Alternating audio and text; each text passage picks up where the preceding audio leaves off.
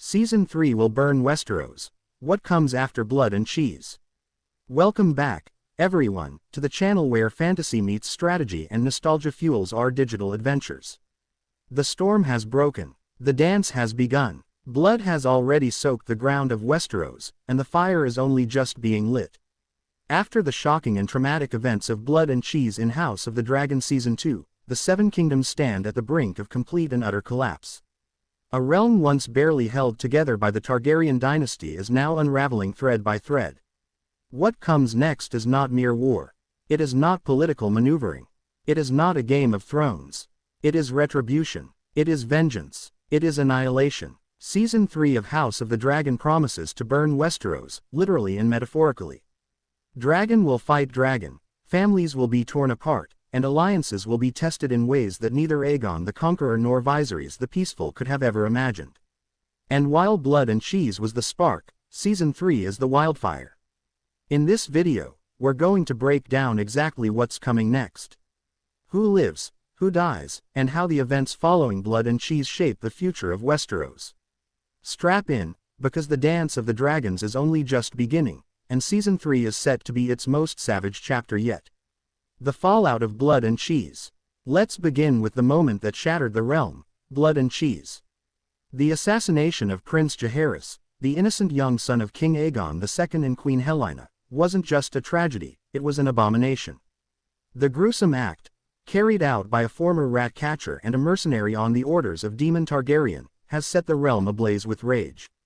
This wasn't a political strike. This was revenge made manifest. And now, no one is safe. Queen Helaena is utterly shattered. The once gentle and quiet queen, known for her cryptic prophecies, has descended into deep grief and madness. Her visions, already haunting, now take on darker tones. Will she live through Season 3, or will her sorrow consume her entirely? King Aegon II, already a brutal and impulsive ruler, is now blinded by grief and fury. His thirst for vengeance knows no bounds. This is the moment when Aegon begins to shed any remaining shreds of humanity and transforms into the tyrant history remembers. He wants fire and blood, and he will demand it from both sides of the war. And what of Alicent Hightower, mother to Aegon and grandmother to Jaehaerys? Her influence over Aegon diminishes rapidly, as her son grows more bloodthirsty. She will be forced to watch as the realm burns around her, and even her once carefully laid plans begin to spiral out of her control. Blood and Cheese has also stained Rhaenyra's hands, even if she did not order the murder directly. In the eyes of Westeros, she is responsible. Public sympathy wanes. Lords who were unsure of their allegiance now view her faction, the Blacks, as capable of unthinkable cruelty. Daemon Targaryen, the true architect of the revenge, remains unrepentant. His war has always been personal. But even Rhaenyra begins to question his methods, and a rift begins to form between the Black Queen and her war-hardened prince. Blood has been spilled. Now, the realm demands more. Westeros erupts. Season 3 opens with Westeros in complete disarray. The Riverlands become a battleground. House Tully tries to stay neutral, but the war is no longer something that can be avoided. Esser Criston Cole, Aegon's Hand of the King, leads a march south to force the Riverlords into submission. His campaign, known in history as the Butcher's Ball, becomes one of the most brutal sequences in the war. House Blackwood and House Bracken resume their ancient feud, now with dragons added to the chaos. Expect a full-blown battle, complete with scorched villages and devastating dragonfire. The violence here is personal, ancestral, and absolutely feral. Meanwhile, Rhaenyra strengthens her hold on Dragonstone, plotting her next strike. But she knows dragons alone will not win her the war. She needs the support of the Vale, the North, and, most importantly, House Velaryon. But Corlys Velaryon, the sea snake, is still reeling from the loss of his son, and his loyalty hangs by a thread. Rhaenyra's position becomes even more precarious when she attempts to take King's Landing. This siege, one of the bloodiest in Targaryen history, will likely take center stage in Season 3. We're talking dragon battles in the skies above the capital. Citizens screaming in terror as fire rains down. Soldiers being burned alive in the streets. But here's the thing. Dragons are not invincible.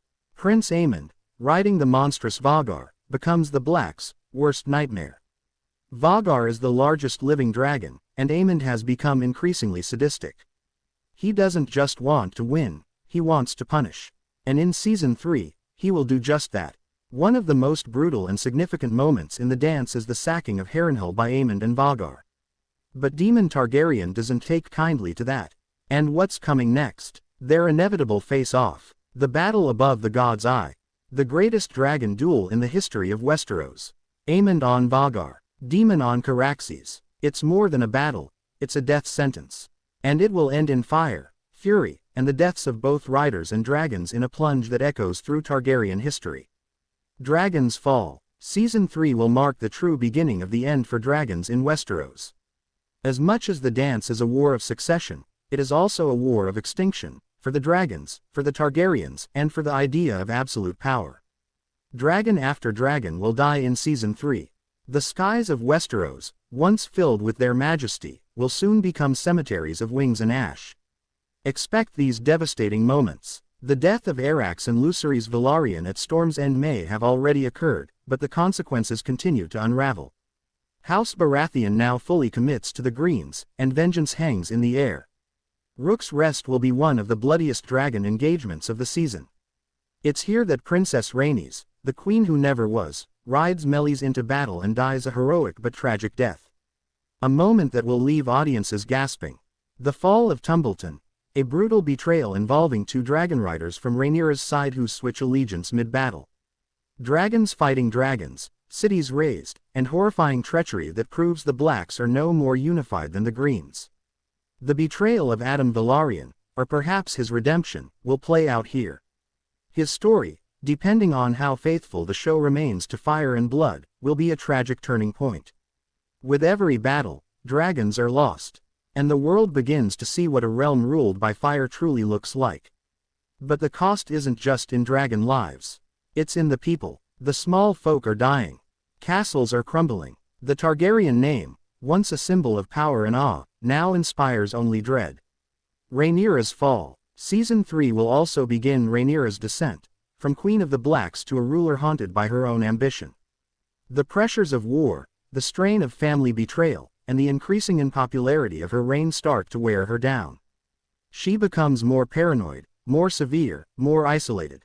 Trust erodes. Even Daemon begins to drift, consumed by his own thirst for vengeance and battle. When Rhaenyra finally takes King's Landing, it isn't a triumphant moment. It's the beginning of a nightmare. The people do not greet her as a savior. They see only another dragon. Queen, bathed in fire and crowned in the ashes of the city. The small council she builds is plagued by infighting. Food runs low, crime soars. Her son Joffrey acts without wisdom. Her grip on the Iron Throne weakens each day. And then, Aegon returns. Season the 3rd may very well end with the biggest betrayal of all, when Rhaenyra is captured and handed over by those who once claimed to love her.